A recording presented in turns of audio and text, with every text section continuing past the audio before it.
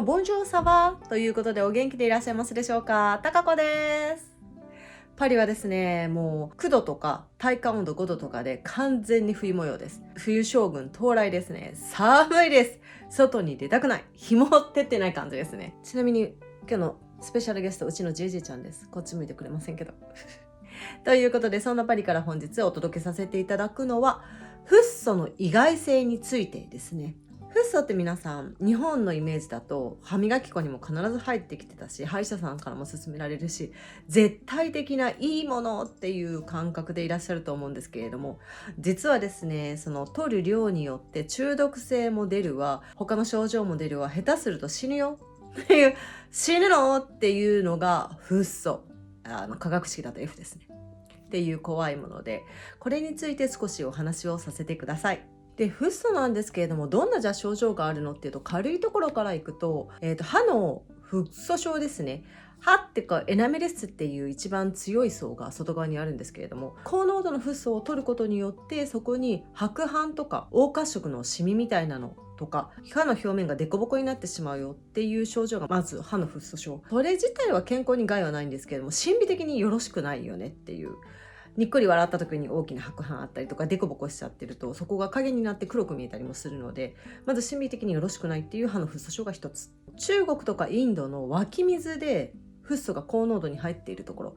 で見られた症状なんですけれども、その高濃度のフッ素を摂取することによってフッ素がカルシウムとよくくっつくので、骨が増築されてしまって、ここの動きが悪くなる、ジャンクションとかの動きが悪くなるっていうことが起きるんですね。そうすると何が起こるかっていうと、動けないし走れないし歩けないしっていうことが本当に起こってるっていう症例が挙げられています。もう一つ、高濃度のフッ素における意外性として報告されているのが、2012年中国の研究で、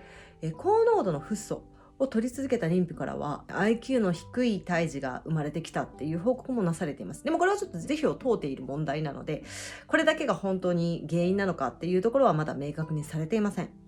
昔からちょっと聞いたことがある方も多いかと思うんですけれども、水道水にフッ素入れると歯が強くなっていいよっていうことでアメリカとかでねなされてたと思うんですけれども、ヨーロッパではすでに廃止されているところが結構多くて、ドイツ、スウェーデン、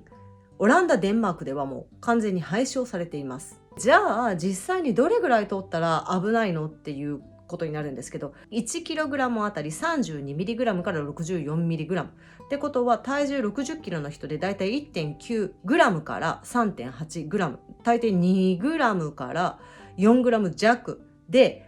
致死量、死に至るかもよっていう報告が上がっています。で、子供だと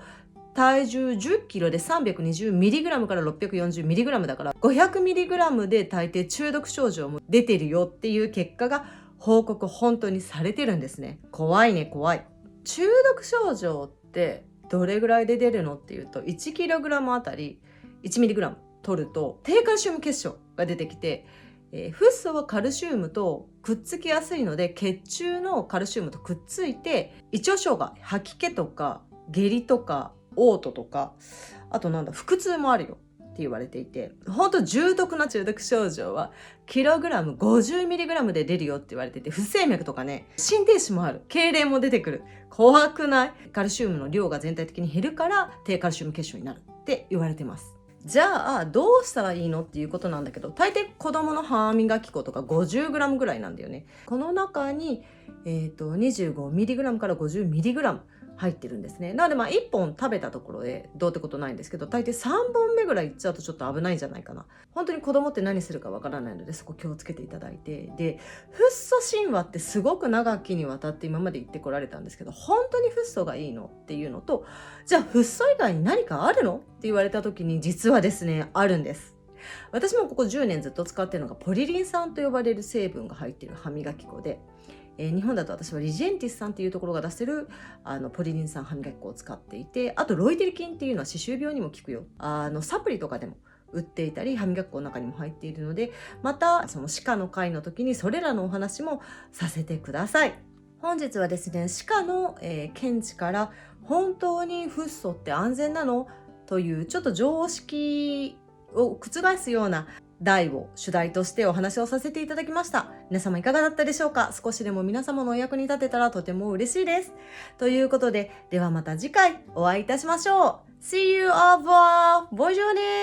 Bye bye!